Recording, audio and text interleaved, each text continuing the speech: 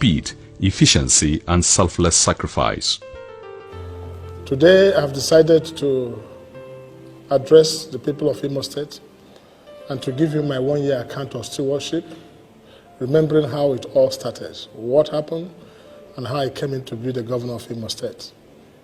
This story would not be complete if I do not give honor to whom honor is due. First of all, let me thank the great Imolites, especially the downtrodden ones, the KKs, the clergy, the market women, the youth, the students, and all those who made it possible for me to ascend to the throne of governance in Imo State. I will ever remain grateful because without your vote, this address today would have been possible. 2011, exactly on the 6th of May, I was elected as a governor of Imo State after what I must call an unusual election that was tagged supplementary election, which took so many lives and have some imprisoned, only to bring about this democracy. So this democracy is indeed a hard-earned democracy, an unusual democracy, a democracy of history, the one that is worthy to be remembered all the days of our life in Imo State. But this victory wouldn't have been possible without my Creator, the God Almighty. So first and foremost, I owe God all the gratitude, and I thank God Almighty for making this victory come to be. Shortly after my election, it became obvious that I have a responsibility before me, and the task ahead was enormous. And the first question is, what can I do for the people of Imo State, especially for those who stood under sun and rain, making sure that this victory come to be? What do I have in stock for them? And it became obvious that I have to sit up to do something, especially to do something unusual if I must produce record. In the course of that, brought about the swearing-in ceremony where I took an oath, telling the people of Imo State I would deliver. And I christened my administration the Rescue Mission Administration. After being sworn in, Owole Okorocha undertook an inspection of all government structures from the government house to others scattered around the state. The eyesore that had existed in the name of a government house hitherto is today making way for more befitting and modern facilities, allowing for a most beautiful scenery of all times. It is worthy to state that all of these projects were achieved just within a space of 8 months. The first I saw myself was coming to the government house. I found out what they call government house, unfortunately, was nothing to write home about. The whole place was littered with shanties. I saw one that was called the sub-treasury, adjacent the government house. That house could best be described. I do not know whether to call a dog house, but that might be insulting to speak of a government house that way. But that's the situation, and truly that's the situation I found in Imo State and in the government house. And most of the buildings were either old or out of place. Some are still existing with the 1960 roofs, right from the time this state came to be. And so the whole place was looking terrible. I decided to give Imo State the first lift. I decided to give the government house the first lift because this is our address and this is the first point of call. And this is the mirror with which the whole world views who we were. So I decided the immediate mass renovation and reconstruction of the entire government house to give it a befitting look so that business of government can be properly discussed. First, when I started, was what we used to call the multipurpose hall. The multipurpose hall was built by Sam Bakwe, may his soul rest in peace. And that same multipurpose hall has served this state for more than 20 years. But of course, not just being an old-fashioned, the roofs were all leaking, the walls had gone bad with cracks, the floor that were renovated were with slippery tiles, and there was not anything to write home of a banquet hall as it was so called. So I decided to convert the same to an extended ESCO chamber by first of all pulling down the entire building to start a much better and modern building that we can call an extended ESCO chamber.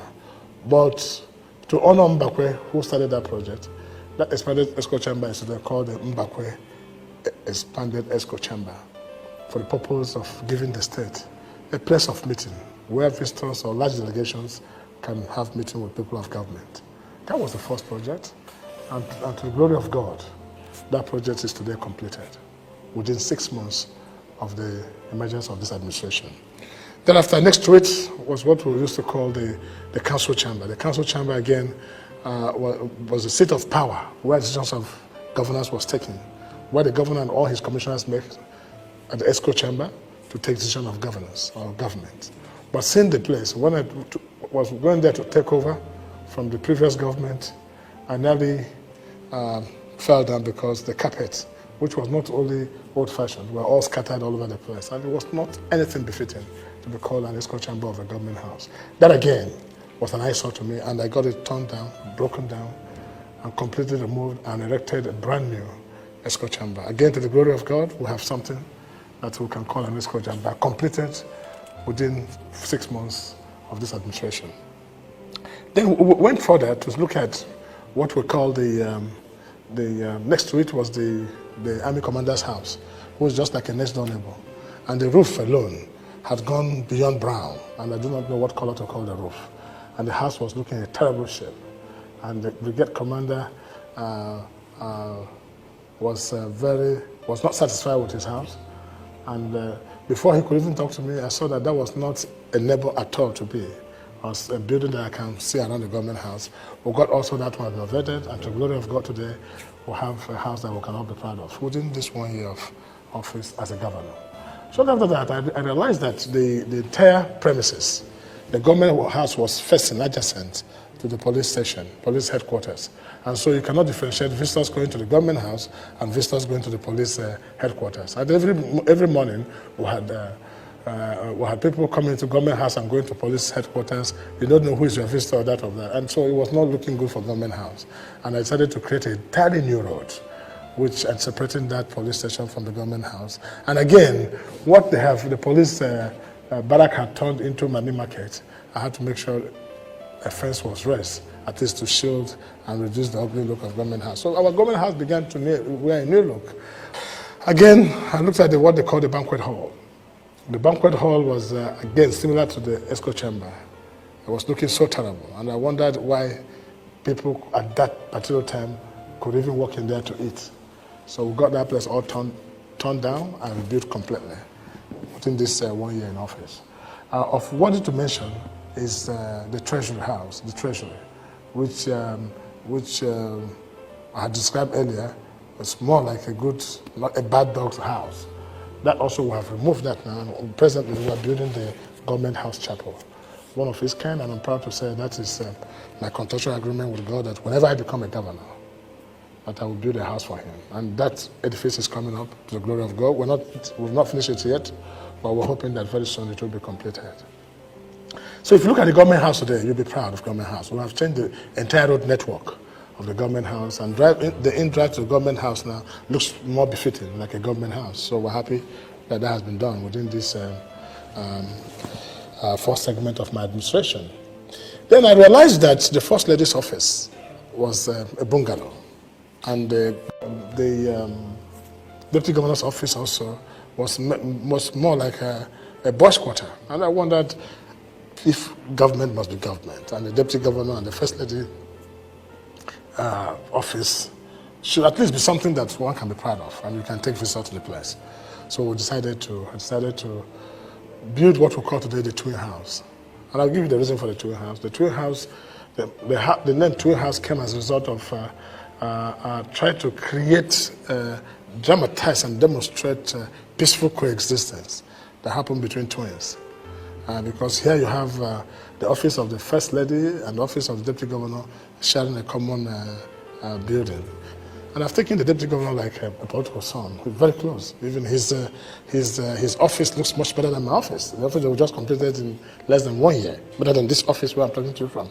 Because I'm happy to see those below me looking even bigger, because that's the wisdom of Solomon. Let men who come to government house see those below me as the masters. So when they finally see the master, they might have reason to bow. That's wisdom. So we'll build a house, which is called the Twin House, to dramatize and demonstrate the peaceful coexistence between the office of the governor and the office of the Deputy Governor and the First Lady. That's the name Twin House, which means twins can have the understanding whenever it comes, but don't come from outside. They will unite and fight you. And democracy by doing the unbelievable. I have to tell you some of the radical steps we have taken that had led to some of these things people acclaim as success. One of it is when I came into government, I found out that the issue of security vote became an issue. And I asked what security vote? Security vote is a fund meant for security and all whatever. I said, gentlemen, So what we did was I gave up my security vote.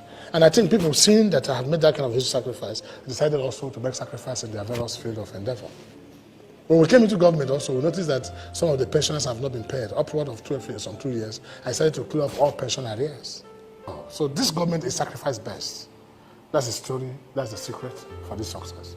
When the union brought to me 18,000, I looked at it and I said to myself, in today's Nigeria, what can somebody do with 18,000 naira? So it's not really enough. So today, let me announce to you that the minimum wage of Imo State is now 20,000 naira.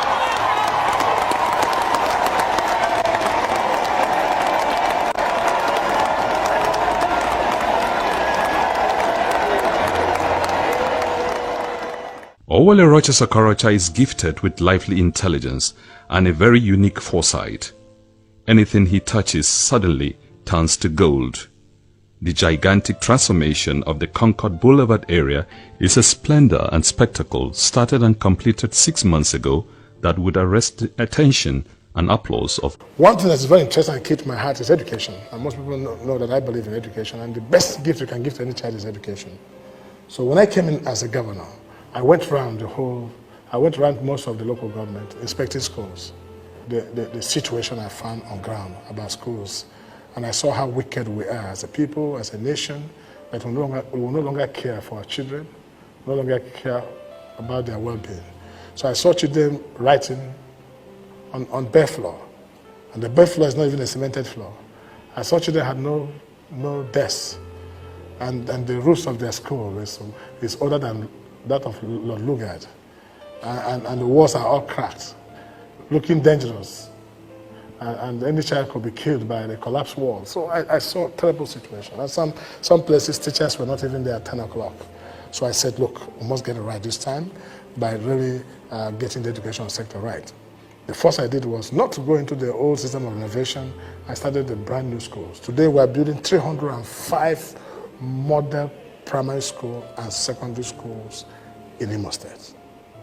And what I mean by this school is not the conventional bungalow, the ETF and the UBEB and SUBEB kind of building. I'm talking about an international building built by an international company, the Roche from Ireland, and with this 2-floor building that is being built now all over Imo State. That project is ongoing, but the one that's about being completed is the model one we're building in Township Primary School on Wedra Road here in Imo State, which is being completed right now. And that will take about 4,000 students. It's about one of the best modern schools. That school will give us an example of what they will see in all the rural areas because it will be fully computerized.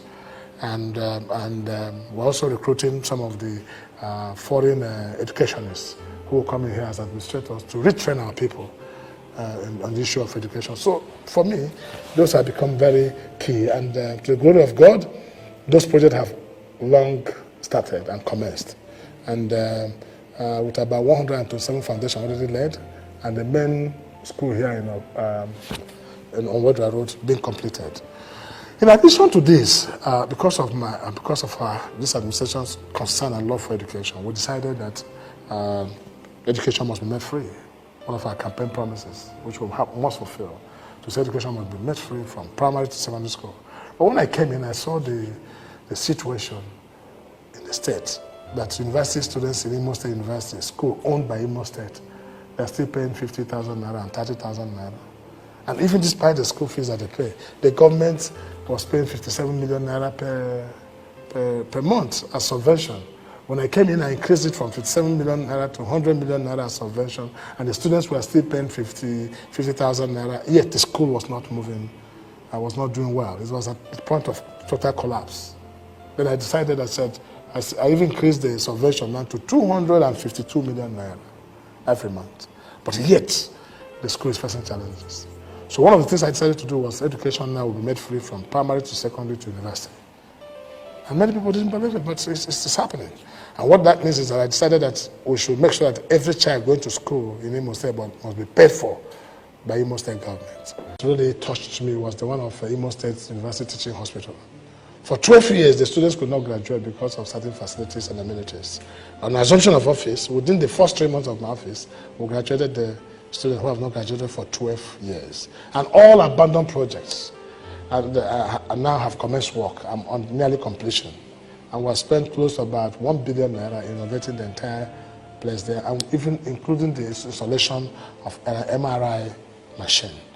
And we decided to motivate the workers by paying them what is called comments and conhes, which was the agitation. So if you go there now, it's a beehive of activities.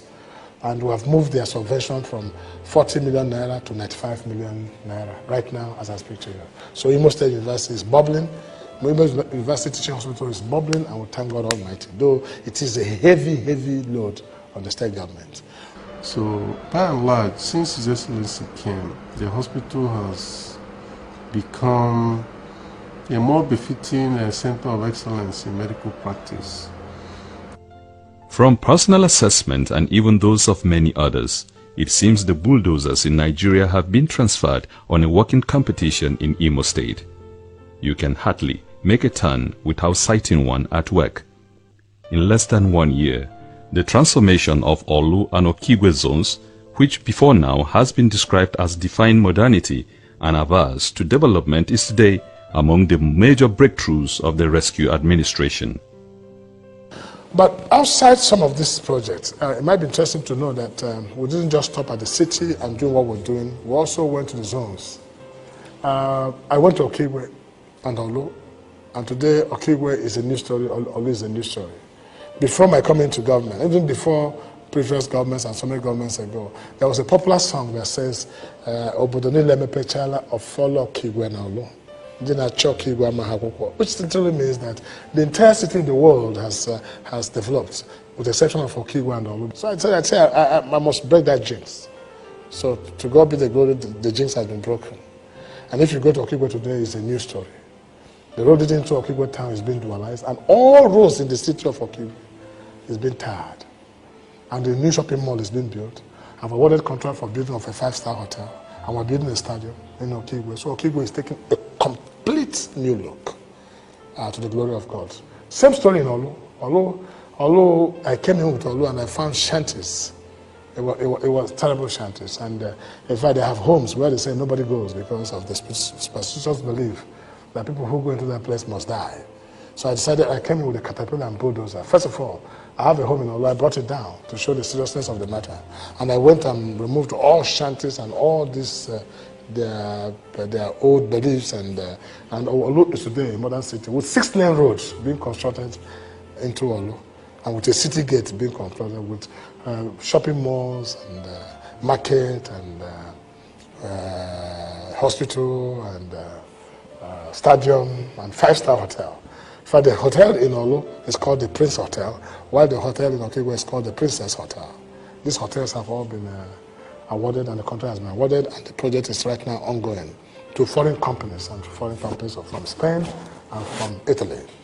In all my years of construction since 1991 postmasters, this is the first time I will see that you are demolishing people's houses and they are rejoicing, you know. So I think there's something in between them. May election, the day I was declared that I won as a governor, despite all the ugly situation that surrounded it. What I mean by Freedom Square is a place where we have what we call the People's Embassy, with the inside the Freedom Square. People's Embassy will house the entire NGOs, the labor, the market people, the KK, all of them will have their offices there. And right up in front of it is the Freedom Park, where we intend to construct a hand loosed from the chain, which means we're free from oppression, free from rigging of election, free from the cabals having their way always, free from it. That's exactly what I try to demonstrate. And opposite it there is where we're coming up with the International Conference Center. In fact, the way we're designing the park is such that when the international conference is going on and the VIPs or the governor myself have come in there, we have built a platform for those who want to protest, to stand there and protest with their flag, with their distance, expressing their anger. We should not stop people from expressing their anger when they are, but they should not be violent about it. That is democracy. Even with this, Imolites' austerity. It is working because he's not earning any salaries. It is working because he has 6 billion to collect as a security fund. He's not collecting them. He's plowing them into the system. And then he has paid all the leakages that are in the system. So all the monies are accruing to him, and he's using them to work. That's why he's not borrowing anything. It's not magic. It's meticulous management. So I've told my people that be patient with me. And I gave an analogy of an aircraft, that when the captain is taking off aircraft, you have to fasten your seatbelt. At that point, nobody talks about snacks or Coke or Fanta or any shop. And they say, fasten your seatbelt because you might have turbulence. But it gets to a point when the coast is clear and the ball will come and say, ladies and gentlemen, you can now relax. Then I can even leave the cockpit and come and join them and we'll chop. But for now, we're taking off. So everybody must be patient with me. The result of his stewardship in just 1 year out of 4 is not only amazing, but even mesmerizing to his most ardent critics. He has been steadfast in the pursuit of principles and set objectives, mainly because he is a strange combination of the ethics of business, intellectual, administration, and politician, which are almost mutually exclusive. His ability to weave the ethics of these professions on his personality and behavior places him in a unique class of leadership, thus making it difficult to classify him in any simplistic way. Okorocha met Imo of clay and would leave it of marble.